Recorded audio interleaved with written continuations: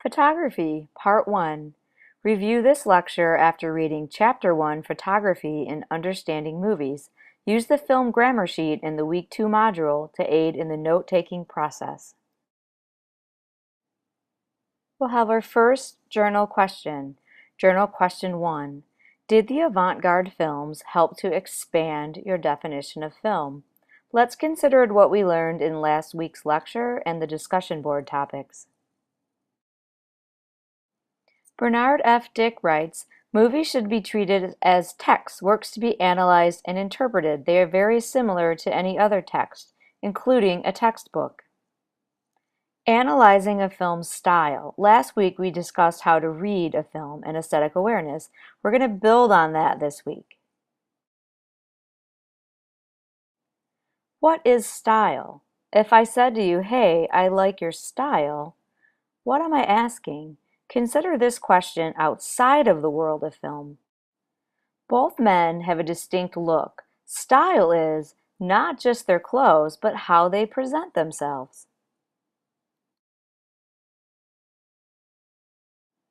A film style is the total package.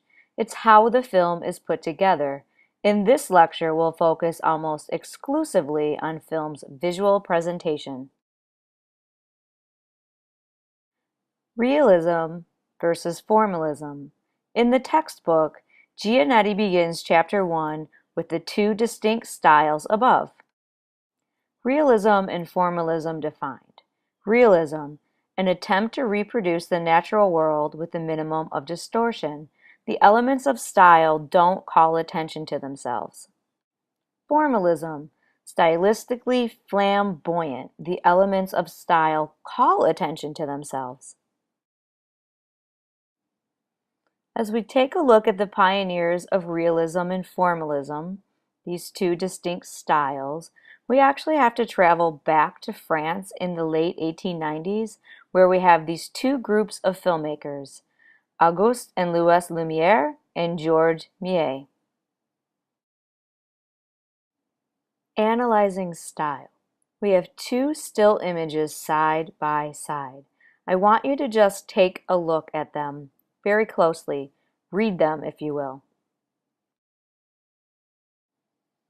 Here's a still from the Lumiere brothers. If I ask you, is this still done within the style of realism or formalism, it's not only based on your reading of Chapter 1 that you will respond. It's based on all of the observations of films that you've had throughout your entire life. The Lumiere brothers established the style of realism with the following criteria: recording of an actual event, using available or natural light, no actors, and no set design. We can trace a line from these early films to the genre of documentary and fiction films done with a documentary look. The Lumiere brothers are really important filmmakers. Their early films can be viewed on YouTube. Students are encouraged to watch these films, or actualities as they're called. Formalism or realism. Since we already identified the Lumiere brothers' films as being done within the style of realism, that leaves formalism. Georges Méliès establishes the style of formalism with the following criteria. He shoots in a studio, using actors, elaborate sets, and special effects. It's a 180 from the Lumiere brothers' style. A trip to the moon. This still picture of a moon with a rocket ship in its eye comes from Georges Méliès' 1902 film. This film is available on YouTube, and there's a colorized version on Netflix. Students are encouraged to watch this important film. Georges Méliès helps to establish formalism through his storytelling and special effects. Georges Méliès gives us an early example of using film to tell a story, or a fictional narrative, and Georges Méliès creates an early example of what will become the science fiction genre of film. What you see here is a recreation of a chart from the textbook. Classicalism sits right in the middle, and then we have realism and formalism as we move to the outer edges. And then beneath classicalism, we have fiction. And then as we move to the outer edges of realism and formalism, we have documentary and avant-garde. Documentary is the most extreme form of realism. Avant-garde is the most extreme form of formalism. Classicalism would be a conventional Hollywood film. As we move further away from classicalism, we move towards realism or formalism. Now that we have a basic understanding of the origins of realism and formalism, let's compare and contrast the following images to determine which is done within the style of formalism and realism and why. Because we'll be conducting a critical analysis, I want to give you the criteria. Consider the following elements of style: lighting, character's appearance and pose, costumes, special effects or CGI, and then the setting.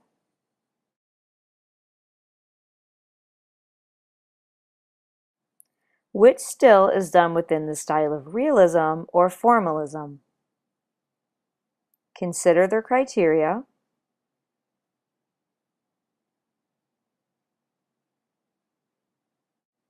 Because this is a critical analysis, you'll need to support your answer with evidence. Based on the criteria, this still is done within the style of realism. The visual style reflects the natural world, and the elements of style don't call attention to themselves. The girl appears natural, there are no special effects or CGI, and it appears that natural light is used. Based on the criteria, this still is done with the style of formalism. It's stylistically flamboyant. The elements of style call attention to themselves. The lighting, the smoke, the positioning, the pose. All of the elements of style are front and center. We can't talk about style without learning about the cinematographer, also called the director of photography or DP. The DP works closely with the director. She's in control of the film's photography and lighting. The cinematographer uses the camera to convey meaning, mood, dramatic tone, and other visual subtext. Visual subtext. Let's break it down. Visual, what is shown to the audience through the photography. Subtext, messages or information communicated non-verbally. The next time you watch a film, pay attention to the visual clues.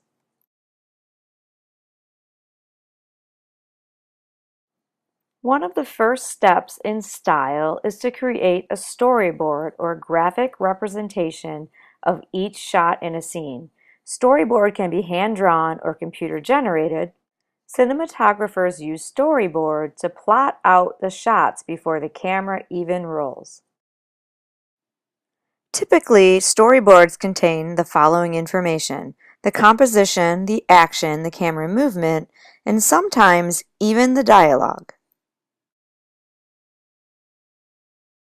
A shot size or shot selection establishes the distance between the subject and the viewer.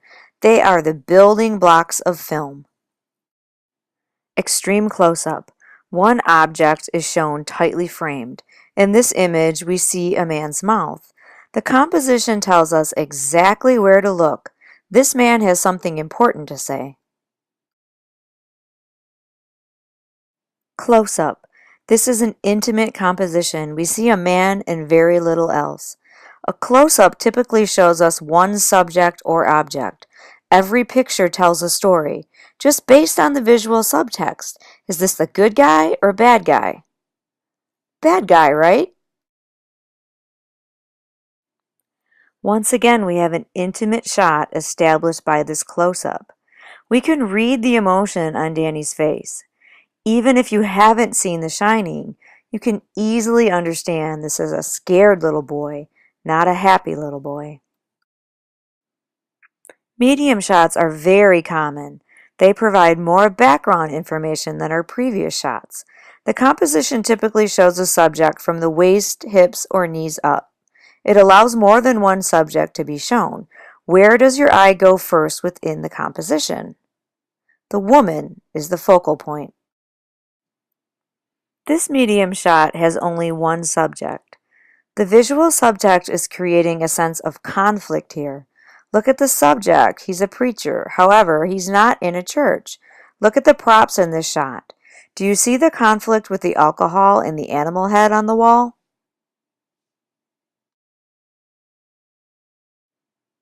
Long shot. This is the first shot where the human subject isn't the largest. A long shot is a less intimate shot than the prior shots. We read images from left to right. First we look at the water, the sky, the mountains, and finally the man. The man is in the final third of the composition, and he's in silhouette. The setting is the focal point of this composition. Did you know the rule of thirds in photography is used when composing shots? It breaks the frame into 3 vertical parts. By putting the man in the final third of the frame, our eyes rest on him last. Films often begin with an extreme long shot of a location. This is called an establishing shot. The extreme long shot establishes the location. Based on the setting, we can make some assumptions on what type of film this may be. What do you think of when you see rural, isolated, and cold? This extreme long shot is not an establishing shot.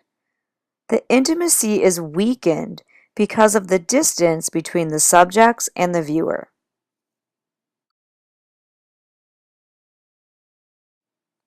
Point of view shot. This shot selection provides a shift in perspective. It represents what a character sees. Shot reverse shot, a common editing technique, presents a close-up and then cuts to a point of view shot. We now see what Danny is looking at and his response. Over-the-shoulder shot is often used in editing. This shot selection shows a man's face over a woman's shoulder. It's very common to cut back and forth, shot reverse shot, over subjects' shoulders to create a conversation. Lighting and film noir. The cinematographer also creates and controls the quality of a film's lighting. We'll begin with the basic 3-point lighting plot. 3-point lighting contains 3 basic placements for light. Each light is named for its function within the shot. Key light provides the most light. Fill light, used to create shadows. And backlight bumps objects and subjects out from the background. A lighting plot is created for each shot, and it works in conjunction with the storyboard. Here's an example of an overhead lighting diagram. Realism in lighting. Films done within the style of realism tend to use light conservatively. Natural or available light goes all the way back to the Lumiere brothers. Typically, the lighting does not call attention to itself in films done within the style of realism.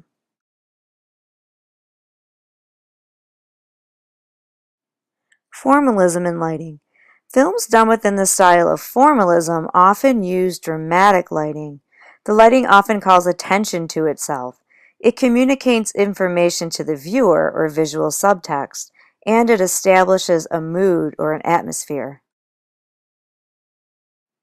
High and low key lighting plots. When we talk about these plots, we're referring to the contrast of the image, and contrast is the range of tones between pure white and pure black. For this critical analysis, let's spend some time comparing and contrasting high and low key images.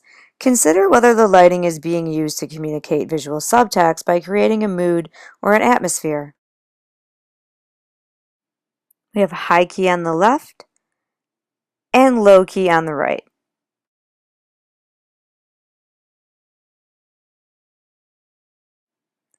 Which lighting plot creates a sense of danger or suspense?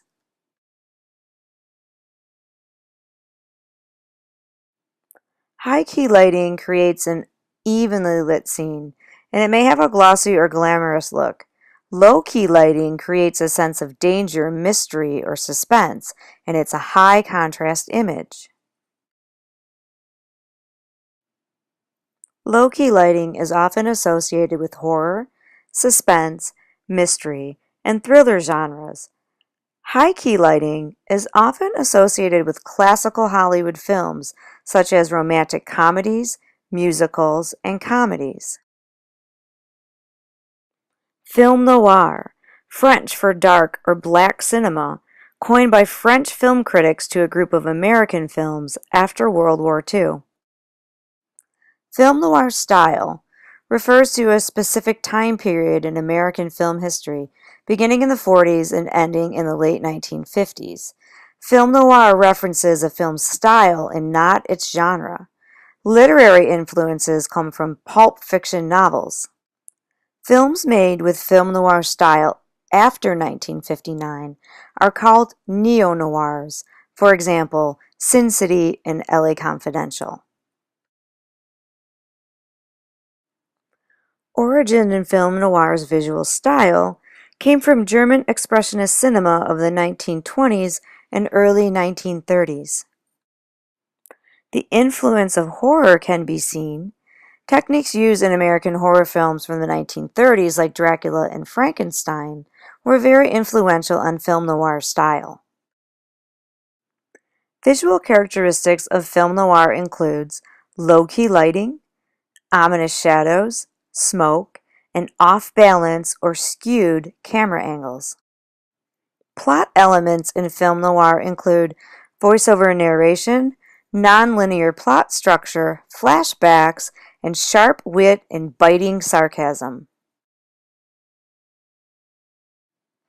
Characters in film noir include the anti-hero protagonist who's cynical and morally ambiguous, and the femme fatale, the female who's seductive, manipulative, and sometimes murderous.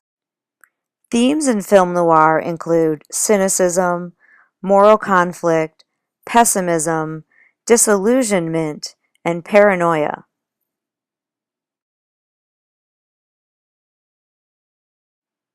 Our assigned film, Sunset Boulevard 1950, directed by Billy Wilder, William Holden as Joe Gillis, and Gloria Swanson as Norma Desmond. Response questions. Choose one question and respond to it using the instructions in the response paper instructional materials on D2L. In what ways might the character of Joe Gillis be considered an anti-hero? Or, why is Sunset Boulevard considered a film noir? Use the grammar about film noir from this lecture. Films featured in this lecture. Students are encouraged to explore these films. Lumiere Brothers' first films, A Trip to the Moon, Kids, Blade Runner, Citizen Kane, Touch of Evil, The Shining, La Ventura, There Will Be Blood, City of God, Dr. Strangelove, Eraserhead, Meet John Doe, Platinum Blonde, Nosferatu, The Cabinet of Dr. Caligari, and Dracula. Until next time, have a great week.